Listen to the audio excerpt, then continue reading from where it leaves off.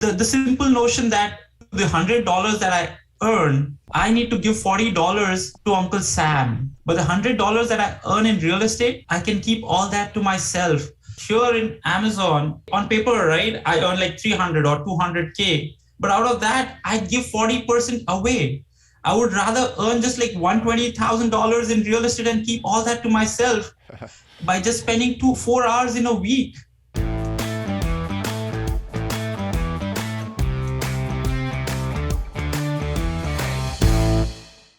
Welcome to the Real Estate and Financial Independence Podcast. I'm your host, Chad Carson. You can also call me Coach, and this is the show all about helping you get out of the financial grind so you can do more of what matters. Whether you're a long-time listener or a first-time listener, it's always an honor to have you back for another episode.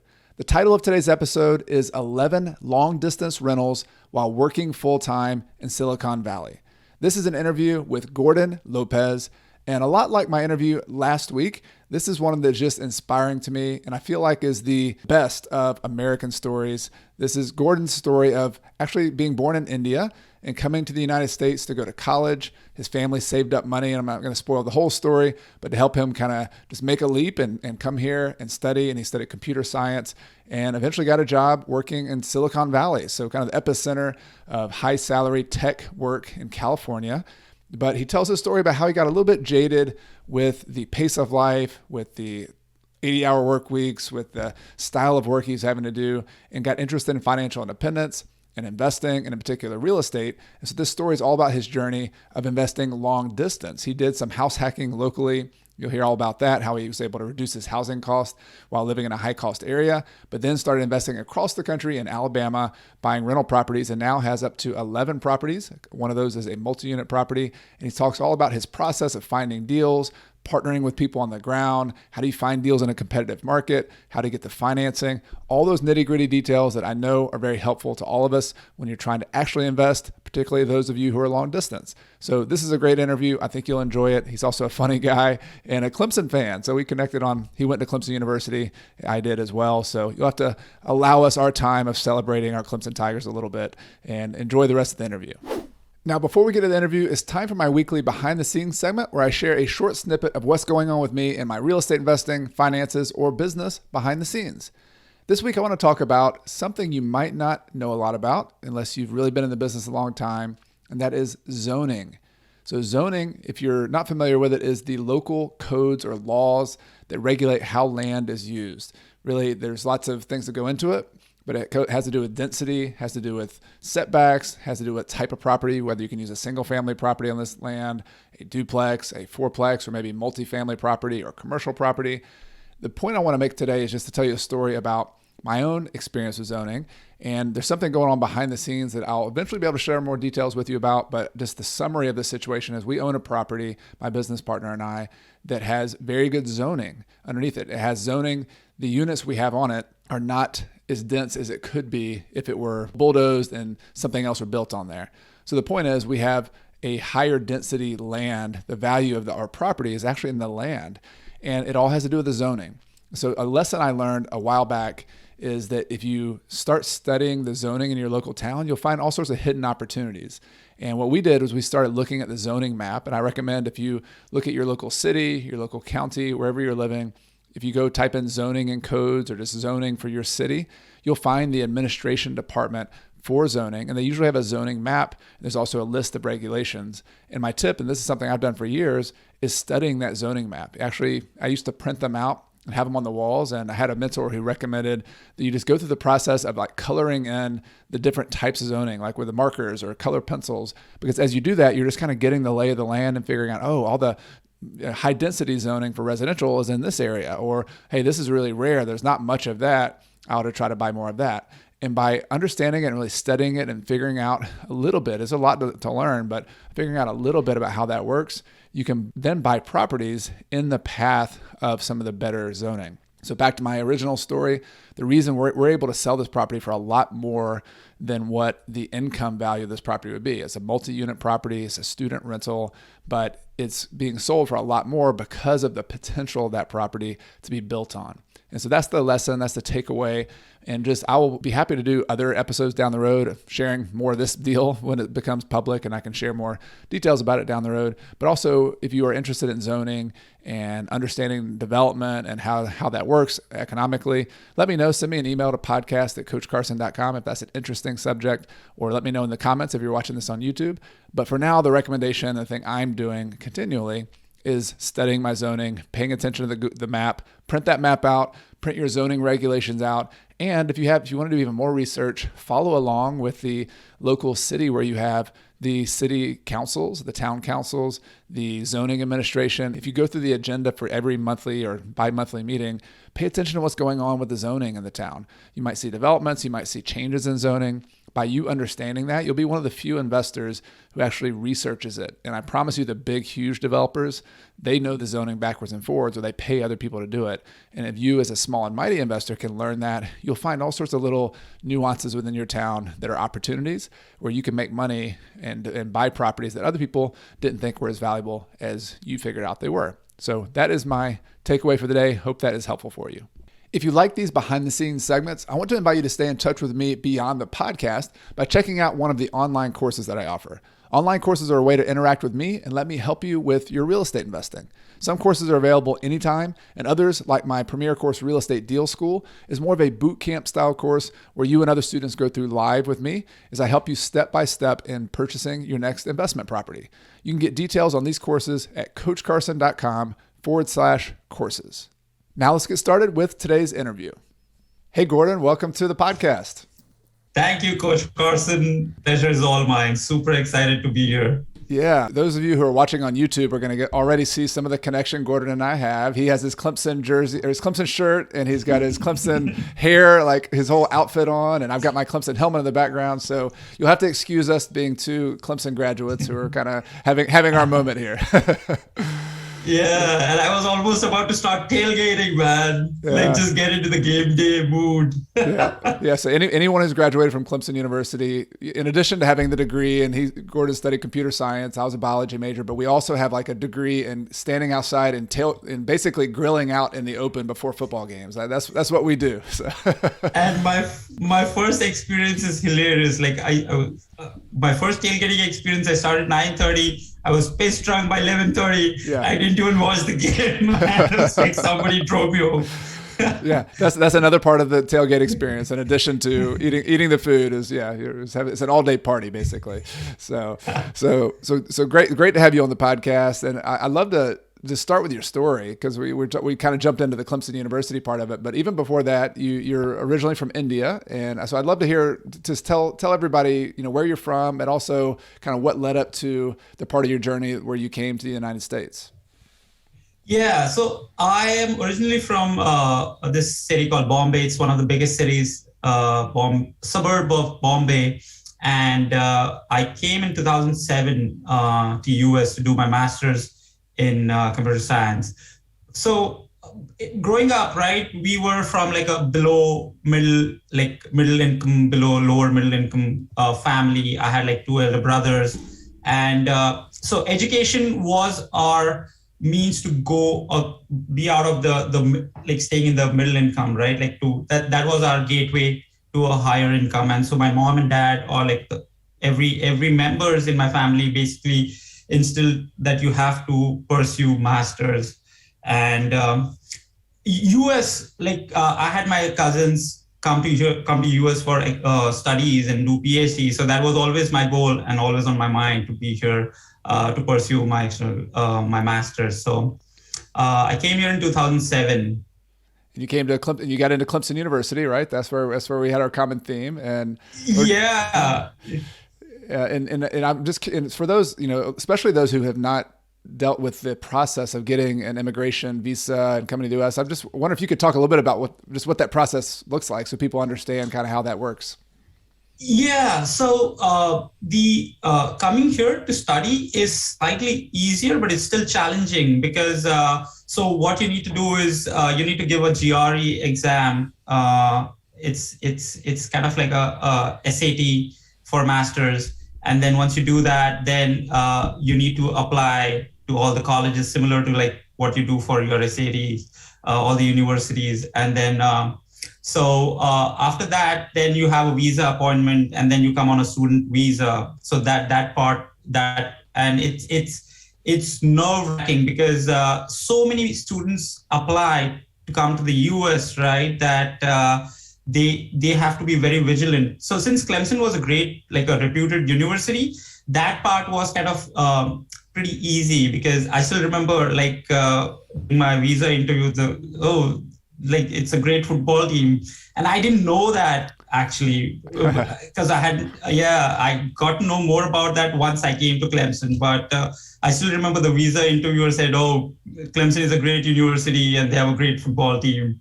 Yeah, that's the second part of it. So you came here and you got in and you studied computer science, which also was the degree you used after graduating. So talk to me about just that journey, because I know a part of your real estate journey, we're going to talk about your financial independence journey, started with this career you got into of really high income, which is great. That's kind of part of the journey, but it's also very high stress and a lot of work. So tell me about the journey you took from Clemson to go into the workforce. So the other part of coming to US is the expense of tuition and the cost of living, right? So that was a big challenge. Like my family gave away all her jewelry and saved so much money, and I had like $10,000 just when I came to US, and $8,000 were for the first semester's tuition. And then I was thinking of maybe figuring something out then. And by luck, actually, in the first couple of weeks itself, I got like a teaching assistantship based on my kind of accounts and results. And so that was the most amazing thing that happened. Like my 2 years of master's was completely free. And I used to earn a stipend, like a monthly salary of like $1,400 per month. And that was huge. So like, yeah, I got introduced to like US itself, right? And by that stroke of luck of getting that teaching assistantship.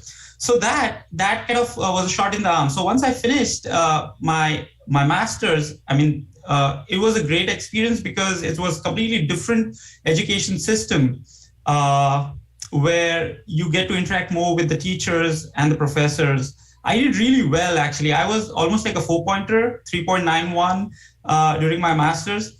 But when I graduated in 2009, that was like the worst of the US meltdown. But I was doing my specialization in kernel development. That's like writing operating systems. And it was such a niche skill set that I was able to get like 2 offers when I graduated, one from Intel and one from Garmin, the company that was in Kansas. And so I ended up selecting Intel as my first company, and I moved to Portland, Oregon from Clemson, South Carolina. And yeah. I just want to go back, just make a point on this incredible part of your story of how your family to get you there. That's what's so interesting to me is like, you come here, you get a degree, you got your teacher's, your teacher's stipend to help pay for it. But before that, you really had a lot of uncertainty, and there's a lot of faith your family had to put in you and just the process. Your mom's selling her jewelry to get you here. I find that's an incredible part of the story to kind of the foundation you're building upon to do everything else you're doing even now. Yeah. And the great thing is my parents are here visiting me for 2 months, and I just told them that I've been getting interviewed for this podcast, and they're excited too. Yeah. Well, you've made such a journey, and yeah, we all stand on the shoulders, right, of other people. And I think, sometimes you hear people say self-made, or, and I just don't believe in that anyway, no matter who you are, right? I mean, obviously you've kind of acknowledged right from the beginning, and my own journey has been the same way. We all have, whether it's parents or mentors or teachers or fellow business partners, there's always somebody who helps us kind of get started and get on the way along especially early on. Yeah. And to add to that, right, I know you're a Warren Buffett fan. Like, you appreciate US even more when someone like me who comes from a different country and does well, right? It's so incredible the way this nation works, that someone from outside, like for someone like me, will appreciate it even more, because just out of pure skill sets and your own talent, of course there is luck involved. But Warren Buffett says, right, like I am purely like lucky because I was born in US. If I was born somewhere else, I would probably not be Warren Buffett that I am today. Right. But yeah, there's fertile ground for certain things, and yeah, I think a lot of us who were born here and who kind of grew up in it tend to not have that contrast. And it's not that everything is perfect in the United States by any means, but there are. Of course. If you have an opportunity, when we're talking about career opportunity and we're talking about finances, it really is an incredibly fertile ground if you are ambitious enough to want to go grab it. Right. I mean, that's what's amazing, that you started here with the $10,000 from that your family was scraping by to raise, and then you got your degree. And we're going to talk about your journey to buy now 14 plus properties and have a career where you're making good money. I mean, that's incredible to see over a relatively short period of time, you can really apply yourself and have a little bit of luck, but also have a lot of opportunities too. Yeah, yeah. And so even in 2009, so you got that job with that Intel, and tell me, like, part of that experience of working in the kind of Silicon Valley or high tech kind of culture, what are the good and the bad of that? Because I know that kind of drove you towards some of your financial independence type journey. Like what was the experience like for you, both there and some of the other places you worked? Yeah. So the first half of my career was great because I was just out of college, eager to do well, and I got this like high paying job, right? And so it was almost like I went on a like spending splurge, because suddenly out of nowhere you get all this money, and I had like no understanding of what money is, right? So I loved my work. Like, it was cutting edge. We were basically developing Windows operating system on these future Intel hardwares, right? And it's like cutting edge. I'm loving it, getting all the money, right? I'm single, no worries. I was dating my now wife, right? She was in New York, and so I used to travel. Like, it was going really well. Like 2 3 years, we got married in 2010. Same thing, right? Like we were on a spending splurge. We both moved to Bay Area in like 2012. So I moved from Intel after 2 years to Oracle. That's another company. So same, work was like cutting edge. I loved working, and but at the same time, we had no notion of savings. Whatever savings I had was a minor here and there, where I was sending money back to India. And so everything changed in 2014, 2015. So I would tell, like, we used to have budget where for weekend partying, we used to have like $250, $300 as a budget. And when I look back now, it's almost like a prodigal son, right? Like, we went crazy. Like, we had maxed out our credit cards because we knew at the end of the month we got a salary, we used to pay it off. That went on till 2014, 15, when we had our kid, and like things like changed after that. Because now in the tech industry, right, you just have, like, once you have the skills, you just have to throw time at the problem. Basically, you work late nights, and you're able to basically move and make progress.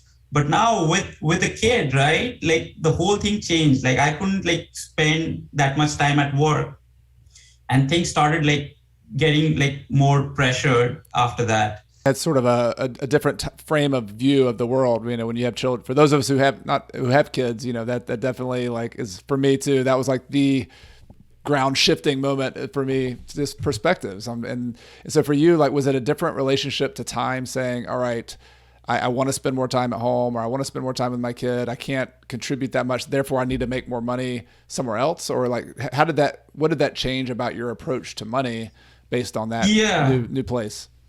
So same thing was happening to my wife, Swati. So she stumbled upon this. She was watching this video about happiness, and she stumbled upon this book by Vicki Robbins, Your Money and Your Life. That changed everything for me, man. Like, when, like, that simple line of, you can use money to buy time, it was path breaking. And then that led to the great Mr. Money Mustache, then you, Paula Pant, Choose FI, like Mad Fientist, right? I went like it all like made sense after that, because here's what I'll tell you. Like when growing up, right, nobody asks you in India what do you want to become, right? Because everybody knows that you have to study, you have to do computer science because that's where the money is.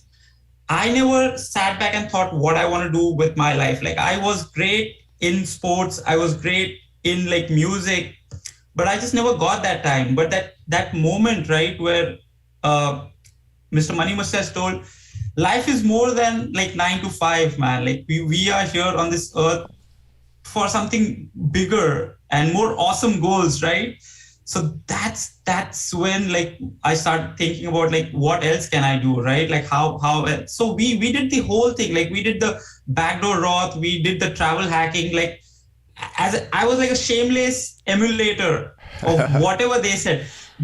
So I guess yeah, similar to you, right? Like there's one more famous Clemson personality, Monish Pabrai, who like I have. He's another of my mentors. Like I've seen all his videos, and he's like I'm a shameless copier, like emulator. Like he just does whatever Warren Buffett does, right? And then that's what I started doing. Like I just started copying and just following whatever you were saying in your podcast, Paula Pant, backdoor Roth IRA, travel hacking, right? How to like, and just did those steps. And within 2 years, right, things started changing. And then that's how I stumbled upon Bigger Pockets in 2016. Uh, but at that time, I was at a very bad space in my life, basically, because we knew we wanted to pursue FI in 2014-15 because of the kid. But then I got an offer at Amazon, and it was like a huge change in my salary, like almost like a 40% increase from where I was working. So it was a no-brainer then. And but then that 2.5 years at Amazon were the kind of super stressful and the worst. So that was the shift. Like I used to love working, being in the tech, right? But then that point, I realized that I couldn't do this till I'm 50. Like, and then I was like, yeah, I need to make sure that I have another stream of income. Prior to Amazon, I was like, yeah, like I'll be working in tech, I'll be saving, I love this job.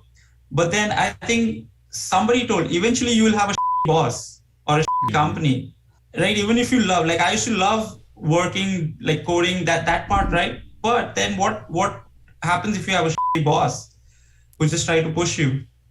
Right.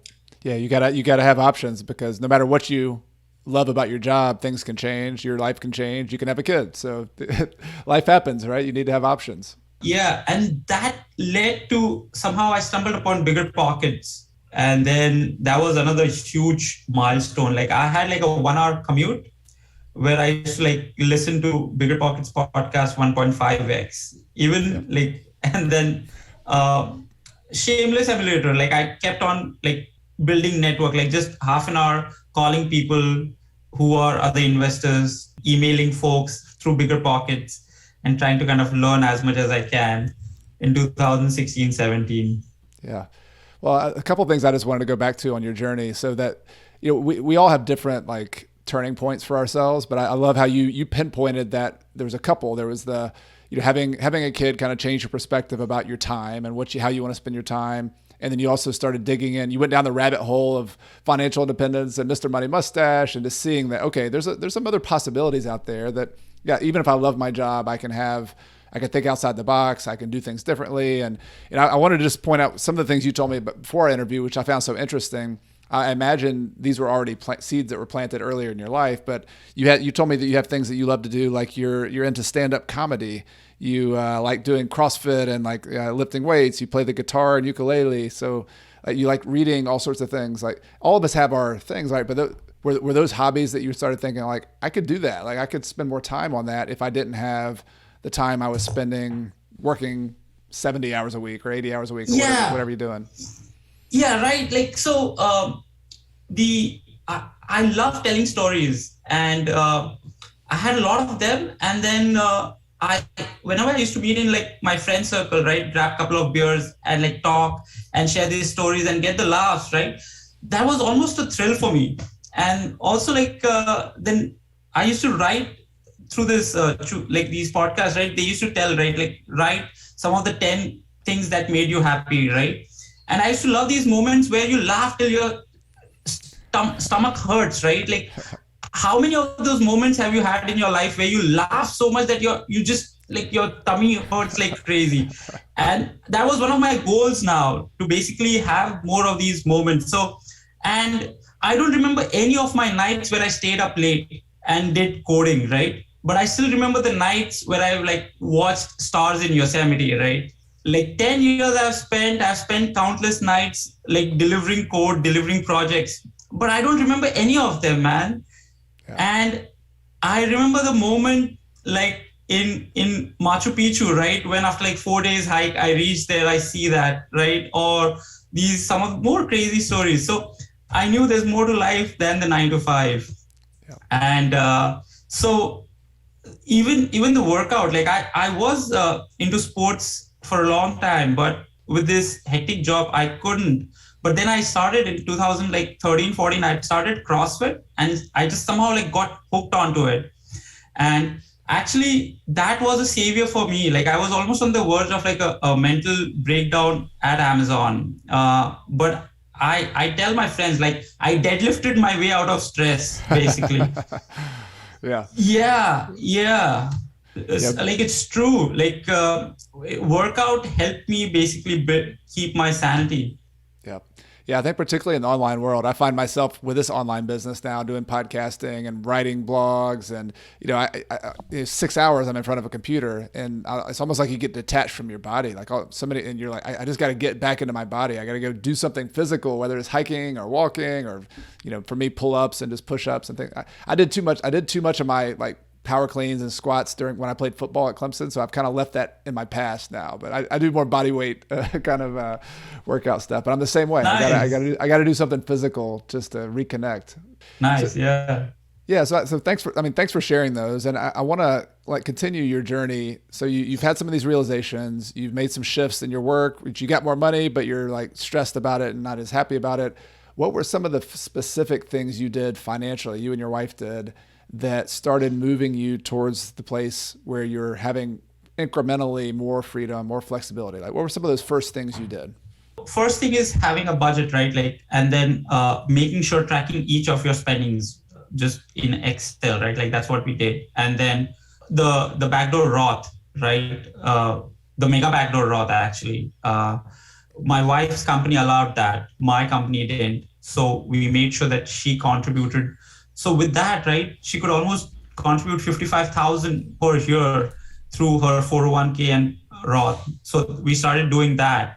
We made sure that we maxed out our 401ks. My wife had a HSA account, HSA, she did that. And then in general, just making sure that you are once you have an awesome why, right, to your life. So we made a goal that by age of 40, we should be at least one person can leave their job. And so we are at 38 right now, and we are on track, right? So previously we both were working. I was like, to leave, at least one person can comfortably leave their job. We need to reach to that as a milestone, right? And so that was the goal. And so we did travel hacking, where we'll both love to travel. So we wanted to do that. So we travel hacking, credit card points and stuff. We did backdoor Roth. Those were the two main things. Strangely, right, not many people know about it. Like, when I was telling my friends about backdoor Roth, still, like, at the age of like 38, not many people know about it. So those were the two main. Yeah, I'm sorry for interrupting. I was just saying, particularly for high income earners, like for those of, a lot of people, and I'm going to put a link to an article that one of my friends at Physician on Fire wrote about it. But about what backdoor Roths are and how it works. But do you remember any particular blogs or podcasts that helped you out that I could link to, just for other people if they want to find out more about that and learn more about it? Like, what were some of the information sources that helped you out with that? Yeah, Matt Fientist Yep. was great. Then Paula Pant, I think there was one article by Paula Pant where she mentioned about this mega backdoor Roth IRA step by step. Great. Okay, so we'll So put links to both of those. The Mad Fientist is another one has great resources. So if you're listening to this, the main point is if you make pretty good money and you think you can't have a Roth IRA, or there's ways to additionally if your employer allows it, to really add a lot of money to that Roth IRA and start building that up. So that's a great resource. so on the same lines, right? I read this book about the benefits of tax in real estate tax investing. Something I forgot the exact name. Uh, it tells about what are the tax advantages of investing in real estate. I think it was by Ken McElroy or something. I don't remember the exact name. Uh, and the simple notion that in W2, the $100 that I earn, I need to give $40 to Uncle Sam. But the $100 that I earn in real estate, I can keep all that to myself. That was another path breaking notion. Like here in Amazon, I've been like slogging like 12, 13 hours a day. And say on paper, right, I earn like 300 or 200K. But out of that, I give 40% away. I would rather earn just like $120,000 in real estate and keep all that to myself by just spending 4 hours in a week. That was another major kind of idea that US, I think W2 is the least preferred way of making money. And that's where US is where it is, because it encourages entrepreneurs, right? And that was another main important factor that basically converted me to kind of taking real estate investing as a path forward. Such a good point. Great. That's a great way to look at it. And so what were some of your first steps in real estate? I know you've mentioned in our prior conversation or online about house hacking. You're also investing long distance. Like, what was your first step though that kind of got you from the just purely W2 to start putting money in real estate? So first thing that was amazing was I bought a house in Bay Area in 2016. Somehow we saved enough through our journey of like the 2015-16 that we were able to afford like a 10% down on a property. I bought my single family. I still own that, live here for $760,000. And I thought like I paid crazy then. And we bought that house and same thing, like I got introduced about this notion of house hacking through podcasts. And so Facebook campus is pretty close to my house, and Tesla is also pretty close to where I live. And they have these interns, right? They have these summer programs. And during summer, I basically rented one of the rooms to one of my friends' cousins. And he said, yeah, he's moving to Bay Area. Can he just stay with you for 3 months? He'll pay you $1,000 per month. I was like, sure, why not? And just getting $1,000, my monthly mortgage was around like $2,600, $2,800 plus the property tax. But getting that $1,000 just was amazing. Like, and then so I started doing that continuously. Like in 2016, we moved in. I started house hacking in like that summer, and then I just did that till the start of the pandemic. Because then after that we were all home and it was just not getting feasible. But prior to that, me, my wife, and my 2 kids. So my house is like a 2-story. There are like 2 bedrooms upstairs and a bathroom, and we used to end up not using the 2 rooms at all. Because from 9 to 5, I used to go to office. My wife used to go to office. Kids go to the daycare and school, and so we didn't even feel any difference. And but yeah, some people might still like feel weird at the idea of like you having strangers in your house. But yeah, like once you have an awesome why, right? Like we both, me and my wife, were like equally motivated in that goal, right? So we didn't feel anything. And we actually made like friendship with some awesome like people who like Facebook, working at Facebook and Teslas. And so yeah, that was another important aspect. Like we ended up basically renting both the rooms at one point, and we were getting almost like 1900 like cash per month. And I used to tell my wife to increase that much in your salary, right? It's impossible like to get a raise of like 1900 per month. Right. And you start thinking of after tax as well, going back to your tax advantages. If you were to make, let's just call it, 24,000 a year, that's if at 40%, that might be like, $50,000, for a raise. So like to get a raise for $50,000 would be incredible. And so you start looking at it that way when you're trying to save money and reinvest it. It's especially early in your career. Like I know house hacking has kind of a reputation for being somebody for young people, or it makes a ton of sense when you're early in your career, but it's really for anybody who's motivated to make a lot of progress really quickly. Like that to me is like house hacking is just a no brainer if you're willing to do it. So I still remember Paula Pant, like she was other person. She said like, yeah, she was married. She was living with her married or boyfriend, and they were house hacking. And that gave me like more confidence. Like, yeah, like if people judge you, I don't give a shit. Like, yeah, because in my mind, right, I know my goal of like being independent at 40 was like way amazing than just like sharing a space with some strangers. And Yeah, there's always trade-offs, right? You got to make trade-offs somehow. And this house hacking conversation, Gorden, reminds me just to ask the question of getting on the same page with your partner or with a spouse. Like, was there one of you that was farther ahead in this conversation than the other, or like one of you was gung ho and the other's like, I don't know that I want to do this money thing, or tell me about how that went in that conversations. So like my wife Swati, she was on board with the whole financial independence, because she also had same thoughts about like there's more to life than 9 to 5. So we were on track on that. Same thing with house hacking.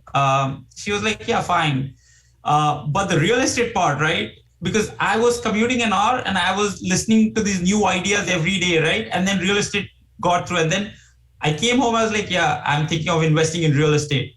And it's such an uncommon thing in like a W-2 world. Not many people do invest in real estate, that too out of state.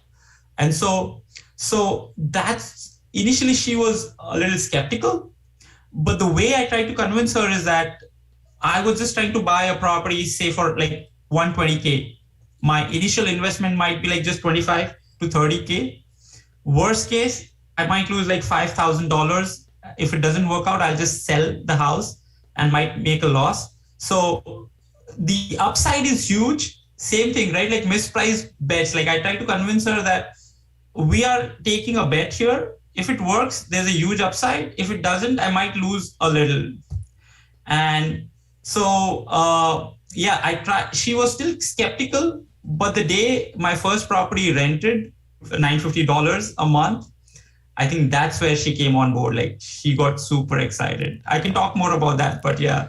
Yeah, no, I think that's very helpful. I get a lot of emails from people when I'm having conversations about the whole conversation with your spouse. And I love, you found some common ground. You both were interested in it, but I think there's always points when, and I think about my own relationship too, like where one of us is more excited about something and just being willing to have that conversation, being willing to share what you've learned. And I've always found like, cause I love learning like you do. I like listening to podcasts. I'm always digging into something new, but if you can explain it to your partner or your spouse in a way that it shows you've learned it. And if you have a hard time convincing them, maybe you need to go back and learn a little bit more, because otherwise you still have something to learn.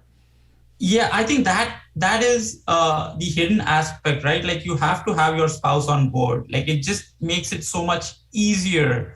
That's a crucial point actually. Yeah, it gets you. You can you're going in the same direction. You can make a lot more progress. And what y'all did, you bought some properties in Alabama. So I would love to learn. Whenever I'm introducing people to the idea of real estate, there's different aspects. You got to choose a location. You got to analyze the deal and run the numbers. You've got to get financing for the deal. So would you mind just talking through some of that? You've got this idea. You've been listening to Bigger Pockets. It's possible to invest out of state. Logistically, though, how did you actually choose a location, and how did you make those first moves? Because that first deal or two is always the hardest one to get started. Yeah. So in the podcast, I got this term called like turnkey properties. And I was like, yeah, this makes sense, man. I'm a high tech. I have a 9 to 5 job. I can't like do real estate full time. And the turnkey makes more sense. So I started listing few turnkey providers. I spoke to them, and they gave like four main cities like Kansas City, Indianapolis, Birmingham, a few other ones, right? And Huntsville was one of them. And then in bigger pockets, right? Brandon used to tell, like, if just tell people that you are planning to invest in real estate, just share it out there. Just keep telling. So while I was doing this, right? Like I was talking to other turnkey providers, I kept telling people, hey, I'm thinking of investing in real estate in Huntsville or in Birmingham. And so one of my friends, Cousin, he was studying in Huntsville, I was like, yeah, I'm thinking of like these four cities. He's like, hey, my cousin is there. You want to talk to him? And so I spoke to him, and he said, like, dude, Huntsville is amazing. Like he told me about this, like the city, and then I started looking more into it, and that basically stuck, right? Like I the more I looked at Huntsville, I basically realized that it's a great stable city with like high number of PhDs, great schools. It's almost like an oasis in the desert, in terms of like when people say Alabama, it has a declining population, and who invests in Alabama, right? At that time. But then the more I looked at Huntsville, and these all metrics, right? Job growth, population growth, it all just lined in. So that's how I kind of zoomed in, like, yeah, I want to invest in Huntsville. Turnkey, right? I basically, the more I looked at it, the numbers kind of at that time, they were giving like 10% return. I thought maybe I can just talk to property managers there and see how it goes. And then in my commute, right, I used to talk to other investors who are investing in Huntsville. I used to message them to bigger pockets, like 10 people you message, maybe 3 or 4 reply, 1 or 2 share their numbers, right? And then I spoke to them, got few property managers, spoke to property managers, and then few agents in the property management company. They said that they can help me do the video walkthroughs and stuff. So, and I told them I just need like a turnkey-ish property, right? So that it's rent ready and stuff. So luckily, right, I got a good agent who helped me identify a property in Huntsville in grade school areas. Like I think that was one of my main criteria, that I want to invest in like Class B neighborhoods with grade schools, because since I'm out of state, I don't want to have like a lot of like tenant related issues up front. So yeah, I want to go back to a couple of things you just said. Like the fact that you had a connection in Huntsville really helped you sort of understand the city as on the ground. That was really helpful. And I love how you reached out to, you networked. Like I find some people, like they read, they study, but they don't actually like go out and do the conversations with people. Like this is a people business, and you just started reaching out to people on Bigger Pockets. Like that's one of the most, Bigger Pockets is great. And I wrote a book for Bigger Pockets, and it's just a wonderful ecosystem.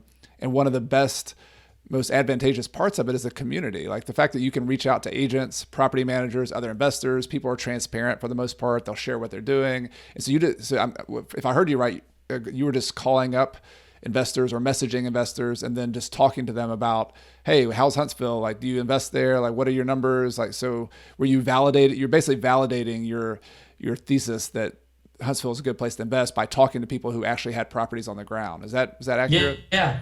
Yes. And I think you raised a good point. The networking part of it, right? I think when I look back, right, like what are some of the superpowers that you need to have?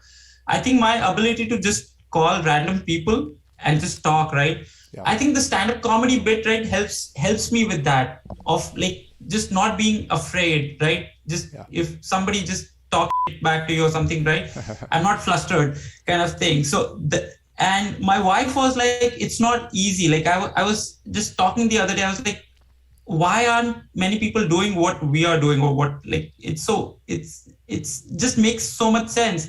And she told me like it's not easy to just call people on the phone out of nowhere. Like that's the challenging part. You're 100% right that is such an obstacle. And I specifically want to talk because I've traveled abroad a good bit, and speaking, when I go to Ecuador and I'm asking for something, not necessarily buying properties, but it's pretty intimidating when you're either an immigrant or you're visiting a country. And I've had a couple people I've worked with in real estate who've told me as immigrants, they're like, I just thought before they made those calls, they were like, I don't know if they'll take me seriously. I don't know if my accent is going to be something that's going to scare people off. Like, did you have any of that kind of hesitation, or did you ever get any pushback from people? Just to speak to that fear that maybe some people have of stepping outside of their comfort zone in a new place, a new country. Yeah, somehow I knew I had an accent, but then that didn't stop me actually. Like I never thought about that. Maybe it might be an issue. Like I never thought about it actually. Yeah. But it obviously it wasn't, and also I love the humor part of it. Like sometimes you just got to make you got to make things funny. You got to make it a game. And I'm not sure. I imagine that part of your approach was doing that. But I know that sometimes when I've called people out of the blue, cold calling, you're always going to have some moments when you say the wrong thing, when you're going to ask the wrong question. But if you're willing to laugh at yourself a little bit and take the heat on yourself, like it makes it. I mean, you can always work around it, right? Where none of us are perfect, so you got to make it light of it. Yeah. And so basically, like say if I'm calling someone in Alabama, right, and I don't hear an accent, I was like, hey, you don't have the Southern accent. What's up with that? Like, where's your lie and your fries? Yeah. Like that's kind of, and then they tell more. Like I think, like I like to know more about a person, right? Like, or like just ask about how is their family, right? Genuinely, understand more about what are their needs, right? That's also another aspect, right? Like if I talk to a property manager, just understanding how I can help them, right? In the beginning that was a challenge, but now since like the more, like after a deal, right, some other investor comes to you, you refer them to the property manager. It's kind of a win-win for everyone. And that was another superpower, is to basically think of other people's needs before yours, like how you can add value to them. Like that's the other hard part, the Amazon way, right? Don't think about like short-term like gains. Like just it's okay if a contractor, like if he is doing a good job, it's okay he charges 500 a little more, right? As long as you trust him, right? Like the trust part, right, is the challenging part. If that is done, I would rather want them to make money first out of me, and then I'll have the money last. No, that's such a key point. Love it. Thank you for bringing that up.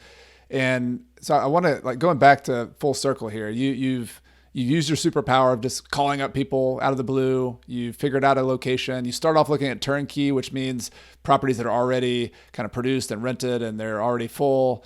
And you decided to go the route of just finding your own property manager. Were they the ones who brought you your first deals? Like, so you now own over 10 properties, 14 properties, I think. Like, were those first deals though, did they come from those conversations you had randomly calling people? Yeah. So the first deal was through like MLS, right? My agent showed me a property in a suburb, so Huntsville, great schools. Then I was making connections on Bigger Pockets, and I met this realtor who was also just starting up. I mean, he had done few deals, and then I just like he's from Caribbean. He's from St. Lucia. And I made a connection. He's still my like best friend. Like he's my realtor on the grounds today. But more than that, he's my friend after like 4.5 years. So he got me the second deal off market. It was through a probate. Like the person died. It got to her son who was out of state, and he wanted to get rid of the property. And it was for $84,000. It was in a great location, and I anticipated around like 17,000 worth of rehab. And my agent, it was an off-market deal. Like so, he said the ARV is around 145. And then I ran my numbers, making sure that they lined up. And so 84,000 I paid all cash. That was another hack, right? Like Bigger Pocket tells you my house had then appreciated by like 100K. I opened a HELOC, used that to put like 84,000 all cash, then had a contractor from my property manager. They had an in-house contractor. It needed just like floor paint, but it cost around like 15,000, like the basics, changing the panel, electrical panel from 100 to 200 amps. And it got appraised for 145 and it got rented for like 1,200 then. And that was my first long distance BRRRR. And then after that, right, like one thing led to another. Like I made a lot of connections with the wholesalers there. So most of my properties then I ended up buying off market. Like there were a few wholesalers that I connected with. There was a RIA that I was active on Facebook, and like that, I think I just kept on like talking more on like talking to other investors, wholesalers, agents, right, property managers to figure out like and just adding value, and that helped. One other thing that I did was pretty interesting is when I traveled to Huntsville, right, I didn't stay in a hotel. I stayed in an Airbnb house who was giving out a room, because I figured, right, if he is hustling and giving out his room, he might be into real estate. And guess what? Like I found my second property manager through that. Like I stayed in their house and I told them, hey, I'm a investor, investing in Huntsville. That was my like fourth property where I was going and doing my rehab. And they had just moved from Utah, and they were starting the property management company. It was been a year, and I made that solid connection. Like I met that family, I had dinner with them, and like they trusted me, I trusted them, and now they manage like 7 of my properties. And again, like they are almost like Matt is almost like a friend and a brother to me. And that happened just by this fact that I didn't stay in a hotel when I went to Huntsville, and I stayed in an Airbnb.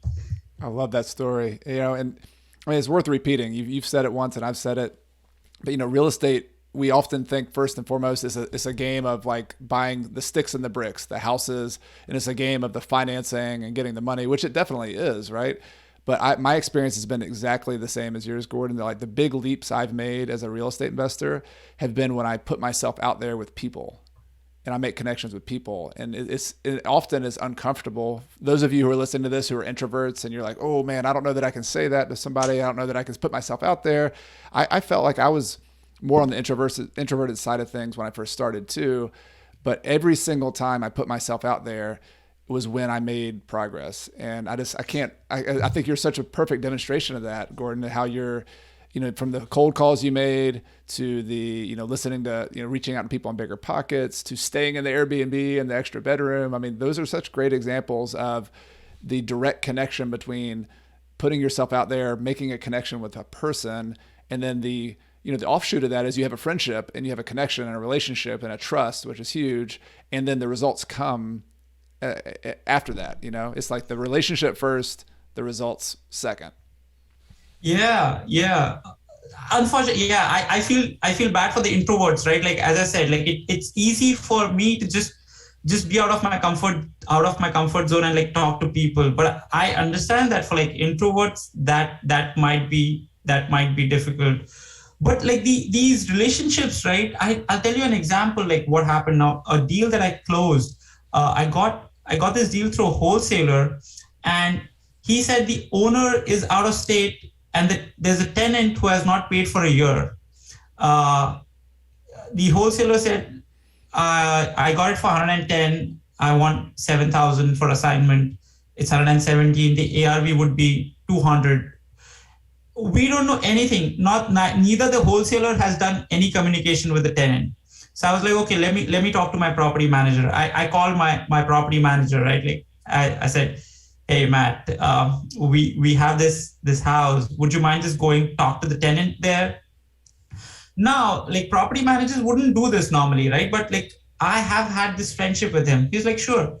So he went there, knocked. First they didn't even like open the door, right? Like the tenants, because they knew like, so Matt is like, yeah, there's a new owner who is planning to buy this property. If you're willing to talk about it, just give me a call. We can probably have some cash for keys kind of set up. So he didn't call. After a day, the tenant called and the tenant kind of said some sob story and stuff like that. I told Matt, just take a look at the property inside. Like if it's in good state, right? At least just estimate how much is the rehab and stuff. The house was in like after like a week of Matt kind of building rapport with the person, right? He basically asked and he went and looked at the house. The house was in great shape. And so Matt told him that we'll probably give you like $2,000 cash for keys if you leave within like 15 days. And he's like, yeah, that's a challenge. Let me try to find something in 30 days. And we paid him like $1,000 when he left, and the house was in top condition. And I just rehabbed it. My total budget, like flooring, paint, and just like gutters, I all in $15,000. $117,000 property. It easily will ARV at around like 210, 200 at least, and it'll rent for like 1,600, 1,550. Wow. But that's the 2022, right? That's this year. This year, yeah, just March. I closed on like March 1st, just about to finish the rehab. So yeah, but like he like my property manager, like he will do these things for me because I have like basically like he knows me, he trusts me. Like whenever there's small like expenses, I don't question him every day because I trust him like that. Once the trust is built, right, everything becomes so easy. Yeah. There's this wonderful book called The Speed of Trust. It's by Steve. It's not the original Stephen Covey who wrote The 7 Habits of Highly Effective People, but it's his son, Stephen Covey, that I highly recommend. You're demonstrating this to the T of the idea that, that if you have trust in a business relationship or any relationship, really, things move quickly and easily, and that it's like this lubricant of our entire society, and when trust, we could have a bigger conversation about trust breakdowns and how this happens, but in business, if you can build those relationships like you're talking about, Gorden, it's a perfect example of how you can solve problems. You can do deals that other people can't do. You can move quickly on things that other people can't move quickly on. But it starts again with the people. It's a relationship business. Exactly. Yeah. And like, that's the fun part. Like I love interacting and finding new people, like, and just like people I love to hang out with. So yeah, that's the fun part of real estate. Yeah, I love it. Well, this is so many good lessons in here. I know people are just absorbing that and taking notes. I do want to go back like to the other side of the coin. So like real estate's a people business. It's you've built up, and we've kind of fast forwarded through some of your story. Give us like kind of the high, if you don't mind, the high level of where you've come now. Like what does your portfolio look like? How many properties do you have? You've talked about some BRRRR strategy deals. You talked about the first deal is just putting money down on a regular property, but maybe you could tell us where you've come from, and I might have a couple other kind of questions to dig into about your portfolio. Sure. So right now I have like 12 properties. So I have 2 quads. So that's 19 doors right now. And then my total, I've done four long distance BRRRRs. During this period of like podcast, right, when I was like just taking a step back and just looking back, right, I feel pretty awesome. Like doing 4 long distance BRRRR is not easy, man. But like, yeah, so that was just looking at it feels amazing. I have total like 19 properties. I have around 16,500 rents that are coming in.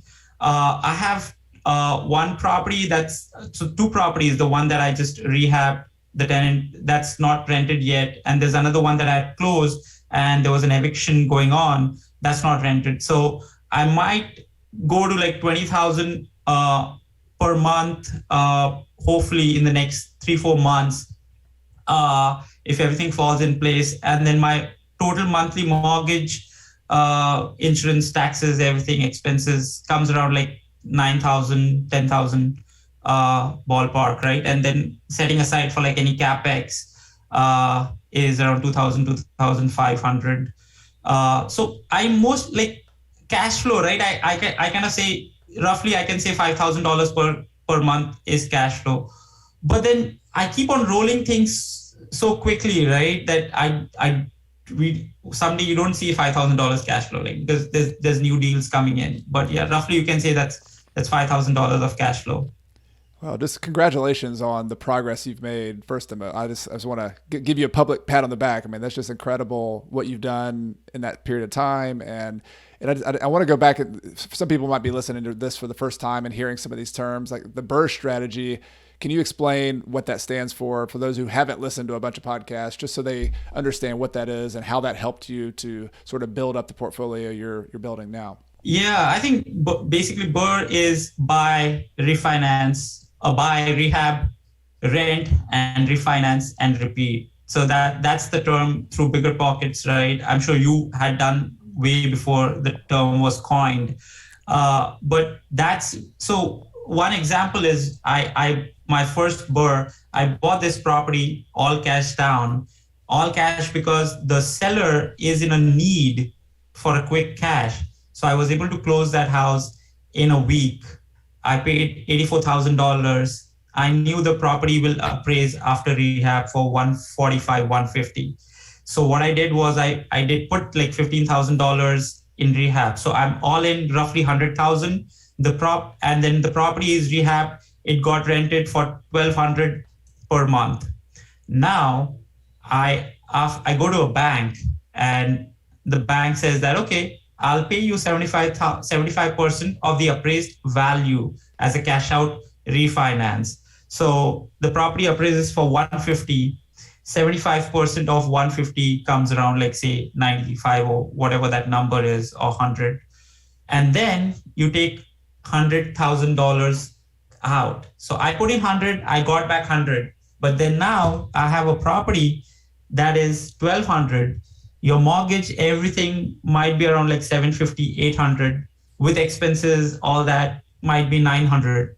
And you still get $300 of infinite returns per month. That's 3,600 per year. And that's the beauty of BRRRR. The downside is some lenders might need you to wait for 6 months, but there are lenders who will help you to basically refinance pretty immediately after you just buy it. So that's the beauty of BRRRR. Yep. It's an incredible cash recycling strategy. That's what I've tried to think of it as. It's like if you're in the growth mode where you're just really trying to reuse all your down payments, reuse your cash from a HELOC, and you want to use it for the next deal, a BRRRR strategy is a perfect way to help you go to the next deal, and then the next deal, and the next deal. And so it's excellent strategy for that. The thing I have used it as well. It hasn't been my main strategy, but I've used it a good bit too. The thing I like kind of caution about it is it's like a tool in a toolbox, right? Like if you use a saw or a hammer or whatever, the tool is appropriate when it's appropriate. But like I think sometimes it's the tool that eventually, leveraging 100% forever is not my strategy, at least. Like part of what I like to do is eventually you get to a plateau, you grow to a point where you have enough, and you're still in the middle of the growth phase, right? But eventually you start also looking at risk and looking at kind of balancing out everything, and maybe eventually paying some properties off. It's not the optimal thing to do when you want to maximize growth, but that's kind of where we are fast forwarding, 5, 7, 8 years after our growth phase, and we're, paying things off. We still have some debt because it's not, we're balancing inflation and deflation and different things, but it's an incredible tool if you're growing, which is a lot of people have a limited amount of cash. All of us, when we're first starting, you don't have an unlimited amount of cash to buy 14 properties. You gotta recycle that. So I love how you've used it. And I also I think this is so encouraging, Gorden, your story, because here we are in 2022. It's a competitive market, right? It's hard to find deals. I'm sure it's hard for you too. You've run into that as well. But could you speak some to just the process of being a deal finder? Because you've been doing that. You've been finding deals. You've been talking to wholesalers. Do you have any encouragement or any tips for people who are trying to find deals themselves today, either their first deal or their 5th deal or their 10th deal? Like how can you find a deal in a competitive market like right now? The first thing is you have to, nobody will give you a deal in your first deal in any market. So you have to buy those first properties to build trust and build network, right? And so to find a deal, you need to know what is a deal. So that's where you have to do the study, right? Like just focus on Like I focused on 3 bed, 2 bath between 1200 square feet to 1600 square feet. That's what. Then I removed the 3-2 part. Like I just focused on houses between 1200 to 1600 square feet because I knew they would most likely be 3-2 or 4-2. If they're not, then I don't even look at it, right? Like so, and then once you have your criteria, right, then just talking to, because there are wholesalers in every market. One of the other tip, right, that I found through Bigger Pockets is just searching sell my house fast in Huntsville or sell my house fast in Texas, Houston. And there'll be a bunch of these wholesalers, right? And then I used to message them, each one of them, hey, I'm looking to buy a property. Do you have a buyer's list? Do you have a buyer's list? Do you have a buyer's list? And then just having a conversation, if they like talk to them, right? Even Facebook pages, right? There are many of these forums for a particular city that, so nowadays, right, what happened is with technology, right, there are wholesalers who are out of state because it's just a matter of sending postcards and having a VA to attend those calls. You don't have to be a local expert, right? So now what happens is you have these wholesalers who are sitting, for example, for Huntsville properties, they're sitting in Utah. They don't know anything about this deal. They just need investors, and you would be lucky, or if you have made the due diligence to make this connection. So, for example, one of these deals, right? There was this wholesaler in Utah who got this property in Huntsville, and the funny part was the owner was in Atlanta, and he said there are no keys. You need to might break in from the back door and go in. So now the wholesaler doesn't know anyone. So I'm the first one he spoke to, and I have boots on the ground. So I have a leverage here, right? Like I know the deal. Like he just ran his MLS or Zillow comms, but there are also these mispriced bets, right? Zillow can be wrong 50% of the time. So if he says that the ARV is say 200, the measurement might be wrong on Zillow.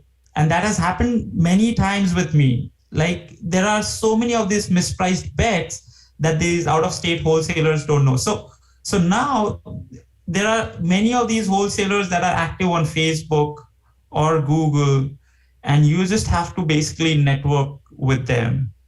So spend half an hour every day, Facebook, selling my house, or Huntsville real estate, or whatever, Houston real estate, and make connections. Out of 10, maybe 8 people won't even reply to you. There might be 2 who are starting up.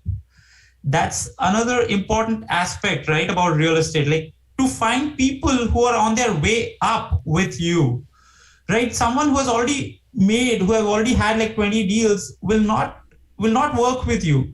But someone, a realtor or a wholesaler who is just starting up, right? If you make connection with that guy or that person early on, right, then you are growing together. And that's what I've seen, like to find people who you can trust, who are rock stars, but who are starting up in their journey towards financial independence or growing up in their career.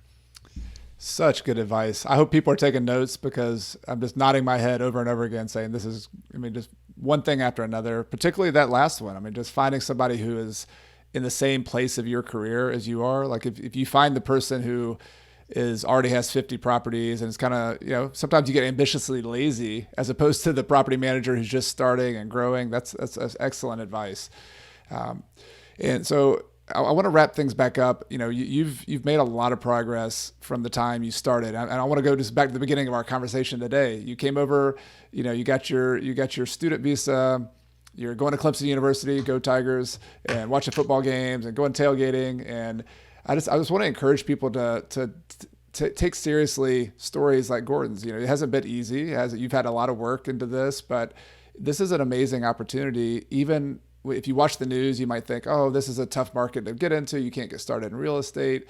But there are people like you, Gordon, who are making this happen right now. And so this is an excellent time to get started in business. It's an excellent time to get started in real estate.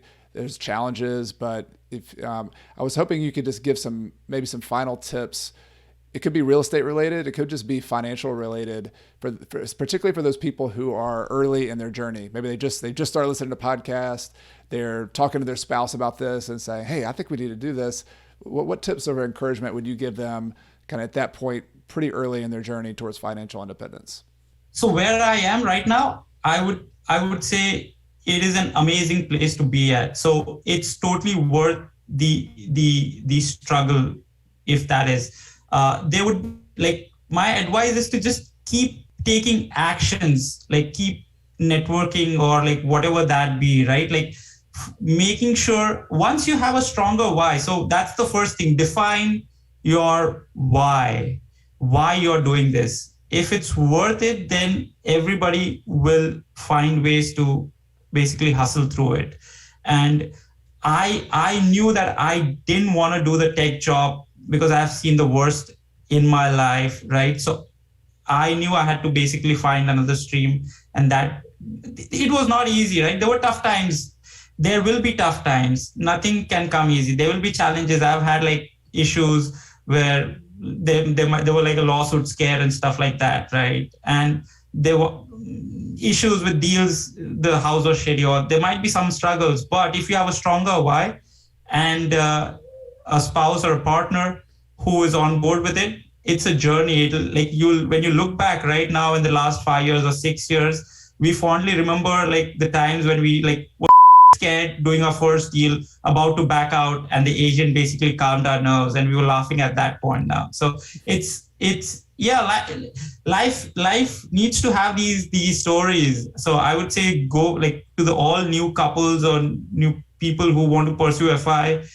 You have to like everybody needs to find their why and their relationship with money. Love it. Good advice. And I also want to ask you one final question. So what's next for you? Like you're almost at $20,000 in gross income. You had the goal of maybe being able to replace the income for one of you, before long. Are you getting closer to some of those goals? How's that looking for you?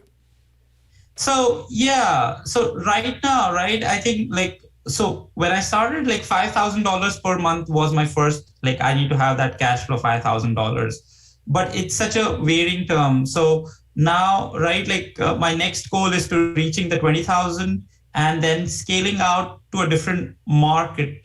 But it's a fine balance, right? I don't want to overdo things, right? Because my goal is to not have a real estate job.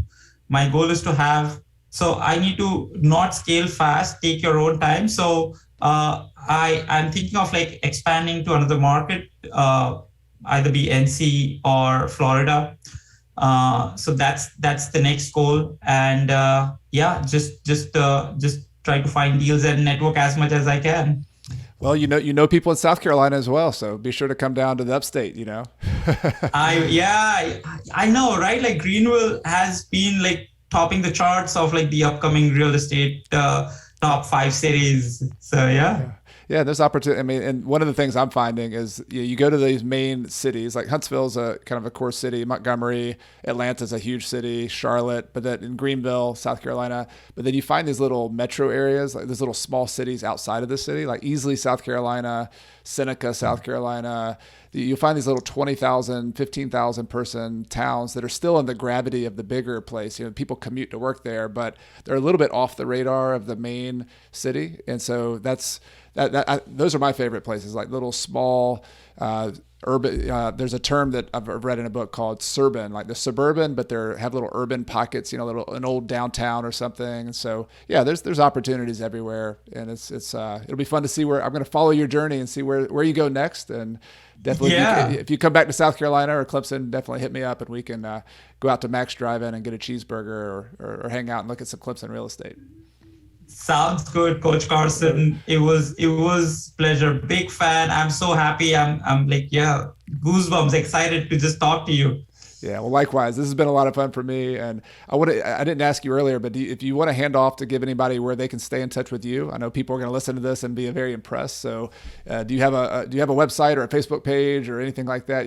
I can put links in the show notes as well. But this is an opportunity if you want to just give people a way to connect with you. Let them know. Yeah, so I never had any online presence in terms of real estate. That was always on my like task to have like an Insta page or kind of a website. I haven't, but I'm active on BRRRR if people want to like hit me up there. And yeah, LinkedIn is my like my professional page. And personal, I'm on Facebook, but I'm not very active on Facebook. So but Bigger Pockets is a bit like, if you want to talk real estate, hit me up on Bigger Pockets. Great. Yeah, we'll get your link up for Bigger Pockets there. I think that is the best place to connect, and then people can network with you and do the same thing you've been doing in Huntsville and connect and learn. So I'm happy to share. That's what I try to do.